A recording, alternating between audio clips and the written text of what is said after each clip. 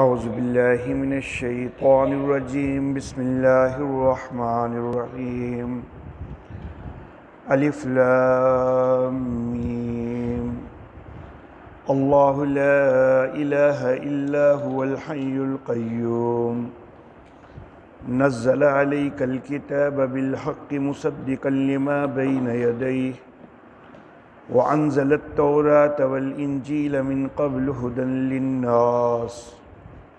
وأنزل الفرقان إن الذين كفروا بآيات الله لهم عذاب شديد والله عزيز ذو انتقام إن الله لا يخفى عليه شيء في الأرض ولا في السماء هو الذي يصوركم في الأرحام كيف يشاء لا إله إلا هو العزيز الحكيم صدق الله مولانا العلي العظيم وبلغنا نبيه ورسوله الكريم الف لام میم اللہ کے اس کے سوا کوئی معبود نہیں،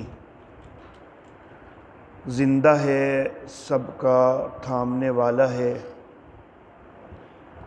اس نے نازل کی آپ پر کتاب حق کے ساتھ، تصدیق کرنے والی اس کی کہ جو ان کے پاس ہے، اور اس نے نازل کی تورات اور انجیل اس سے پہلے لوگوں کے لیے ہدایت کے طور پر، اور اس نے فرقان نازل کی۔ بے شک وہ لوگ کہ جنہوں نے انکار کیا اللہ کی آیتوں کا، ان کے لیے سخت عذاب ہے،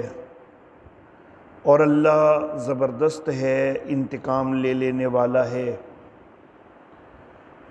بے شک اللہ پر پوشیدہ نہیں ہے کوئی چیز زمین میں اور نہ ہی آسمان میں۔ وہی ہے کہ جو صورتیں بناتا ہے تمہاری رحموں میں جس طرح چاہتا ہے، اس کے سوا کوئی معبود نہیں، زبردست ہے، حکمت والا ہے۔ محترم احباب، کل کے درس میں حروف مقطعات کے حوالے سے تو میں گفتگو کر چکا ہوں۔ اللہ لا الہ الا ہو، اللہ کے اس کے سوا کوئی معبود نہیں ہے۔ میں نے کل کے درس میں سورت کا خلاصہ ذکر کرتے ہوئے یہ بات کہی تھی کہ سورت کے دو حصے ہیں۔ پہلے حصے کے دو مرکزی مضامین ہیں، توحید اور رسالت، اور دوسرے حصے کے بھی دو مرکزی مضامین ہیں، قتال فی سبیل اللہ اور انفاق فی سبیل اللہ۔ اب یہاں جو پہلے حصے کا پہلا مرکزی مضمون ہے تو وہ شروع ہو رہا ہے، اور دعویٰ کے طور پر اللہ رب العزت ارشاد فرماتے ہیں کہ اللہ کے اس کے سوا معبود کوئی نہیں۔ اب یہ ایک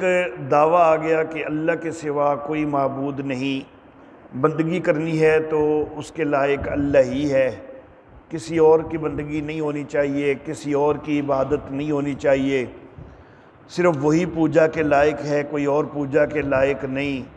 یہ تو دعویٰ ہو گیا۔ جس وقت دعویٰ ذکر ہوتا ہے تو پھر دلائل کی بھی ضرورت ہوتی ہے، اور قرآن حکیم کے اندر جو دلائل آئے ہیں تو وہ تین قسم کے دلائل ہیں۔ ایک ہیں دلائل عقلیہ، یعنی عقل یہ بات کہتی ہے کہ یوں ہی ہونا چاہیے، عقل کا یہ تقاضا ہے کہ ایسا ہونا چاہیے، ایسی دلیل کہ جس کے اندر یہ چیز ذکر کی گئی ہو، عقل کو مدار بنایا گیا ہو، تو ایسی دلیل کو دلیل عقلی کہا جاتا ہے۔ اس کے بعد دوسری ہیں دلائل نقلیہ، نقلیہ نقل کرنے سے ہے کہ یہ نقل ہو کے آئے ہیں۔ سابقہ انبیاء کرام علیہم السلام کی تعلیمات یا سابقہ کتابوں کے حوالہ سے اگر کوئی دلیل ذکر کی جائے تو اس کو دلیل نقلی کہتے ہیں کہ یہ فلاں کتاب سے فلاں نبی سے یہ چیز نقل ہوئی ہے۔ اور اس کے بعد تیسری ہے دلیل وحی۔ دلیل وحی یہ ہوتی ہے کہ اللہ یہ فرماتے ہیں کہ میں اللہ یہ کہہ رہا ہوں، میری طرف سے یہ وحی کی جا رہی ہے، میں نے کتاب میں یوں کہا ہے۔ تو اللہ رب العزت کا کہنا سب سے بڑا کہنا ہے۔ دیہاتی ماحول کے اندر گاؤں کا چودھری جو ہوتا ہے تو لوگ اس کی بات مانتے ہیں کہ جی چودھری صاحب نے کہا ہے تو بس چودھری صاحب کا کہنا ایک بڑی دلیل ہے۔ تو اللہ رب العزت تو پوری کائنات کا سب سے بڑا ہے، اللہ اکبر کے لائق ہے، تو ظاہر بات ہے کہ جو سب سے بڑا ہے اس کا کہنا سب سے بڑی بات ہے، وہ سب سے بڑی دلیل ہے۔ تو اللہ کا حکم دینا قرآن حکیم کے اندر، اللہ کا وحی بھیجنا، اس کو دلیل وحی کہا جاتا ہے۔ اب یہاں پر دعویٰ آیا کہ اللہ کے سوا کوئی معبود نہیں ہے، عبادت اسی کی ہونی چاہیے، کسی اور کی نہیں ہونی چاہیے۔ تو اللہ رب العزت نے پھر یہاں پر تینوں قسم کے دلائل ذکر کیے ہیں۔ سب سے پہلے فرمایا الحی، وہ زندہ ہے، یہ پہلی عقلی دلیل ہے۔ معبود اسی کو ہونا چاہیے کہ جس کے لیے زندگی لازم ہو، زندگی کبھی اس سے جدا نہیں ہو سکتی، زندگی اس کا خاصہ ہے۔ پوری کائنات کے اندر اور کوئی ہستی ایسی نہیں ہے کہ زندگی اس کے لیے ہمیشہ کے لیے ثابت ہو۔ واحد ہستی اللہ رب العزت کی ہے کہ جو ہمیشہ سے ہیں اور ہمیشہ رہیں گے، ان کے لیے کوئی موت نہیں ہے، ہمیشہ زندگی ہی زندگی ہے۔ تو بندگی اسی کی ہونی چاہیے، معبود اسی کو بنایا جانا چاہیے کہ جو ہمیشہ زندہ ہو، کیونکہ اگر معبود ہی فوت ہو جائے تو کائنات کا نظام کیسے چلے گا؟ نظام تو درم برم ہو جائے گا۔ تو معبود وہی ہو سکتا ہے کہ جو ہمیشہ زندہ ہے، اور وہ واحد ہستی اللہ رب العزت کی ہی ہے کہ جو ہمیشہ زندہ ہے۔ میں نے ذکر کیا تھا کہ سورہ آل عمران کی بہت ساری آیات نجران سے آنے والے نصارہ یعنی عیسائیوں کے ایک وفد کے حوالہ سے نازل ہوئی ہیں۔ عیسائی حضرات حضرت عیسیٰ علیہ الصلاۃ و تسلیمات کو اللہ کا بیٹا قرار دیتے ہیں۔ بعض عیسائی حضرات خود اللہ کی ہی شبیہ یا اللہ کا اوتار قرار دیتے ہیں، اور بعض عیسائی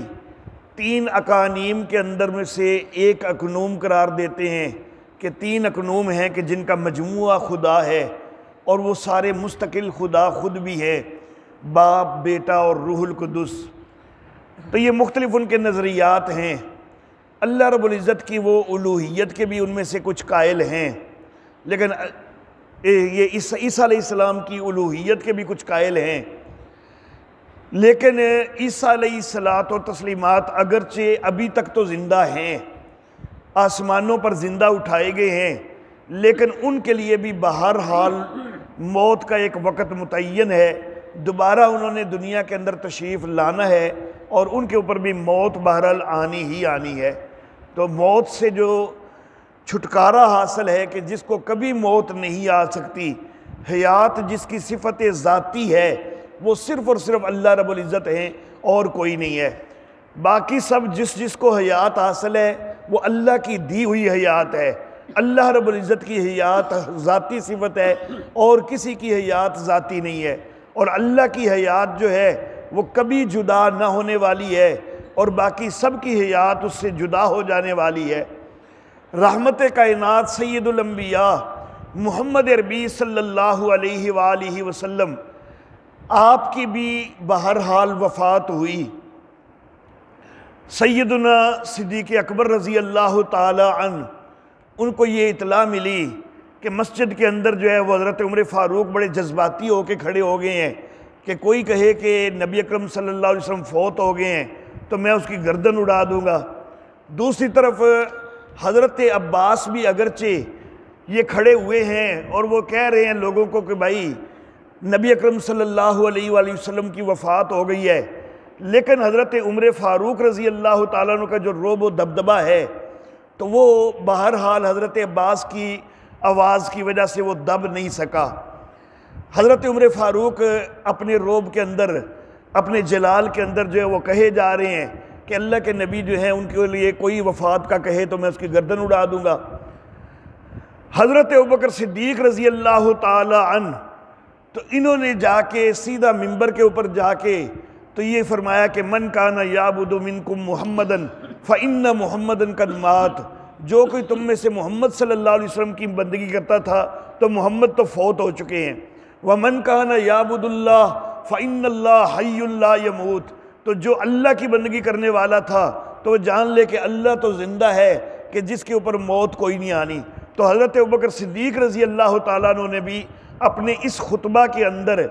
عبادت اس کی کہی کہ جس کے اوپر موت کوئی نہیں آنی، اور نبی اکرم صلی اللہ علیہ وسلم کے متعلق کہا کہ اگر کوئی ان کی بندگی کرتا تھا تو وہ تو جان لے کہ وہ وفات پا گئے ہیں، تو گویا کہ جس کی وفات ہو جائے اس کی بندگی کوئی نہیں ہو سکتی، تو بندگی تو اسی کی ہونی چاہیے کہ جو کبھی وفات پانے والا نہیں ہے۔ معبود وہی ہو سکتا ہے جو کبھی وفات پانے والا نہیں ہے۔ میرے والد محترم حضرت قاضی عصمت اللہ عاصمہ اللہ تعالی وہ بات فرمایا کرتے تھے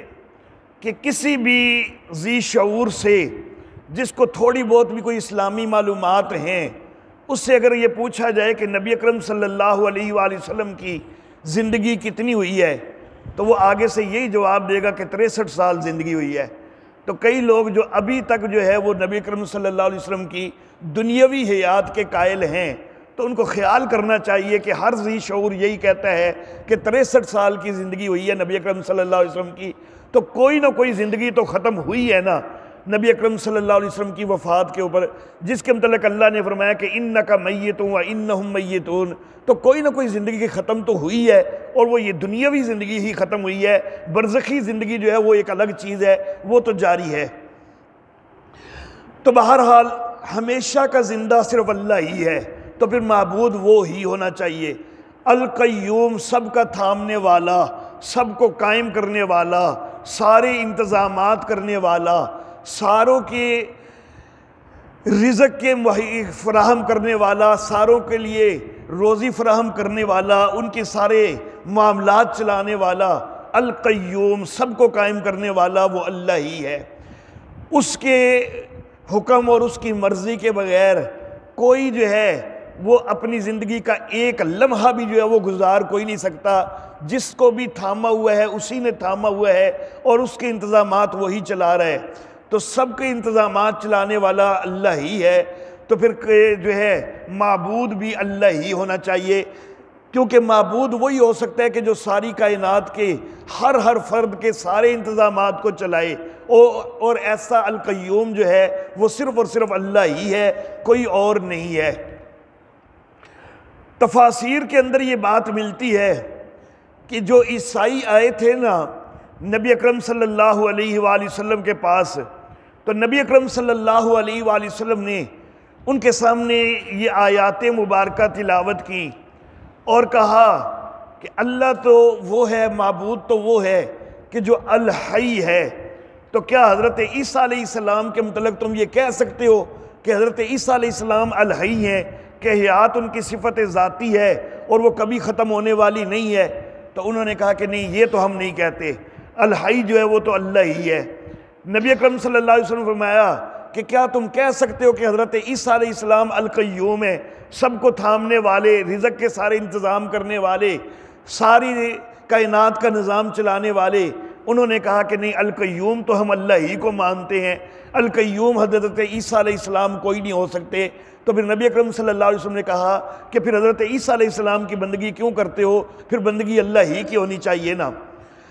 نزل علیک الکتاب بالحق، دو دلیلیں عقلی آئیں، الحی اور القیوم، اور اب اللہ فرماتے ہیں کہ اے نبی آپ کے اوپر ہم نے یہ کتاب بھی حق کے ساتھ نازل کی ہے، اور یہ کتاب بھی تو کہہ رہی ہے نا کہ اللہ لا الہ الا ہو، تو یہ اللہ کی طرف سے یہ وحی آ رہی ہے، تو یہ دلیل وحی بن گئی کہ اللہ فرما رہا ہے، اللہ اپنی کتاب میں یہ وحی بھیج رہا ہے کہ اللہ کے سوا کوئی معبود نہیں ہے، تو یہ دلیل وحی ہو گئی۔ یہ کتاب حق کے ساتھ نازل ہوئی ہے، اس کا پیغام حق یہی ہے، جس سب سے مرکزی پیغام کہ اللہ کے سوا معبود کوئی نہیں۔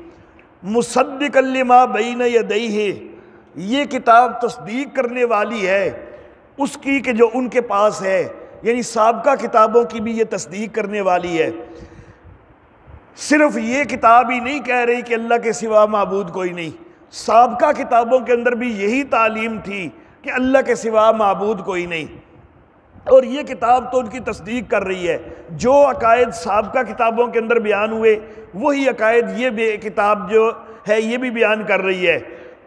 تو یہ ان کی تصدیق کرنے والی ہے۔ تو گویا کہ سابقہ کتابوں کی وحی بھی یہی تھی کہ اللہ لا الہ الا ہو، اللہ کے سوا کوئی معبود نہیں ہے۔ سابقہ کتابیں بھی یہی درس دے رہی تھیں، یہی تعلیم دے رہی تھیں، تو یہ دلیل نقلی بھی ہو گئی،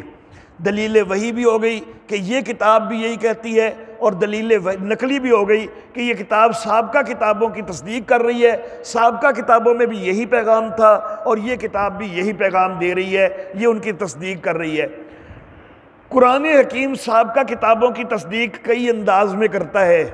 ایک انداز تو یہ کہ اللہ یہاں پر بھی فرما رہے ہیں کہ انزل التوراۃ والانجیل، اللہ نے نازل کیا تورات بھی اور انجیل بھی، تو گویا کہ تورات اور انجیل کی یہ کتاب تصدیق کر رہی ہے کہ وہ بھی اللہ کی طرف سے نازل کردہ ہیں۔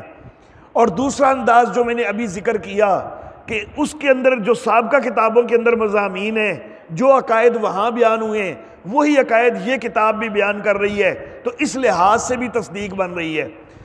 تیسرا انداز یہ کہ سابقہ کتابوں کے اندر نبی اکرم صلی اللہ علیہ وآلہ وسلم کے حوالہ سے اور اس کتاب قرآن حکیم کے حوالہ سے پیشین گوئیاں موجود ہیں۔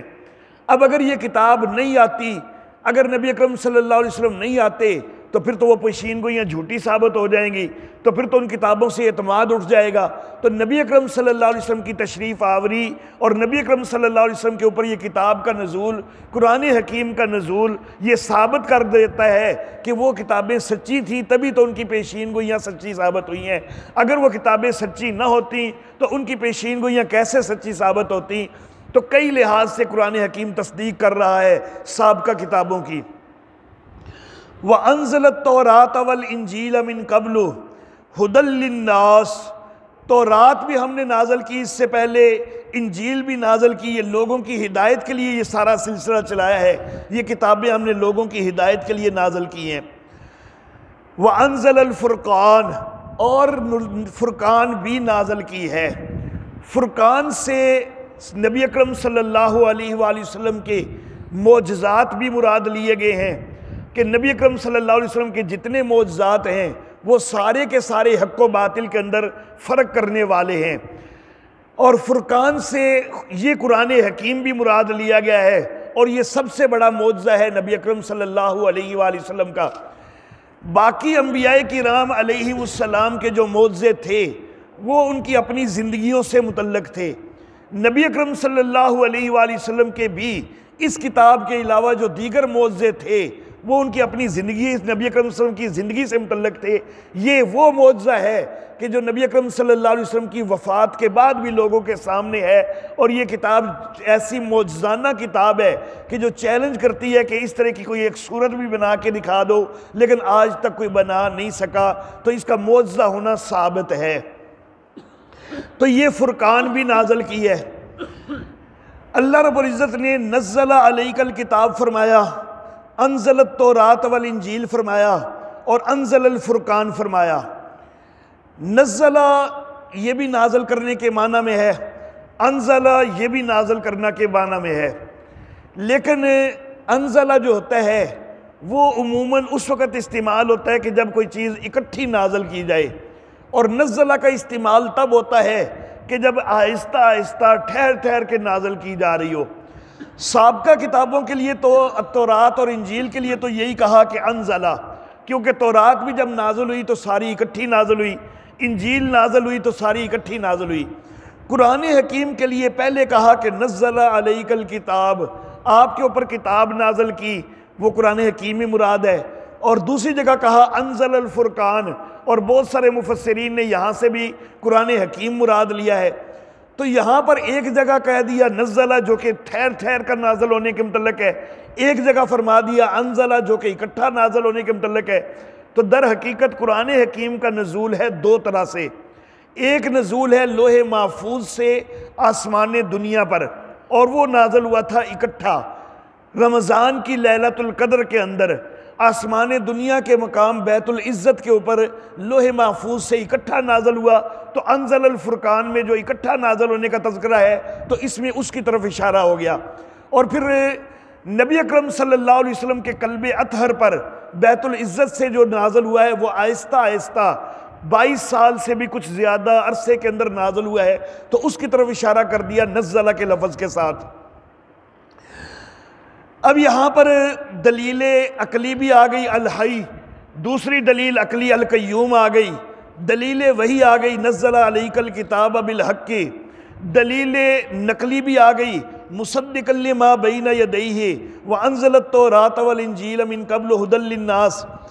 پھر دلیل وحی انزل الفرقان، یہ سارا کچھ ہو گیا۔ جب یہ ساری دلیلیں بھی آ گئی نا تو اب اللہ فرماتے ہیں اتنے دلائل آنے کے بعد بھی اگر کوئی اللہ کی آیتوں کا انکار ہی کرتا ہے تو ان الذین کفروا بآیات اللہ، بے شک وہ لوگ کہ جنہوں نے اللہ کی آیتوں کا انکار کیا، لہم عذاب شدید، ان کے لیے سخت عذاب ہے،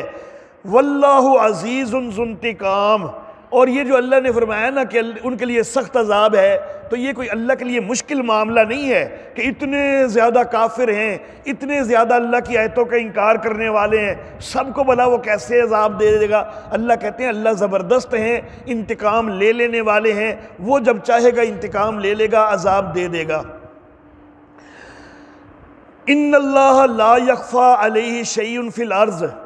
دعوے کا تذکرہ ہوا اللہ لا الہ الا ہو،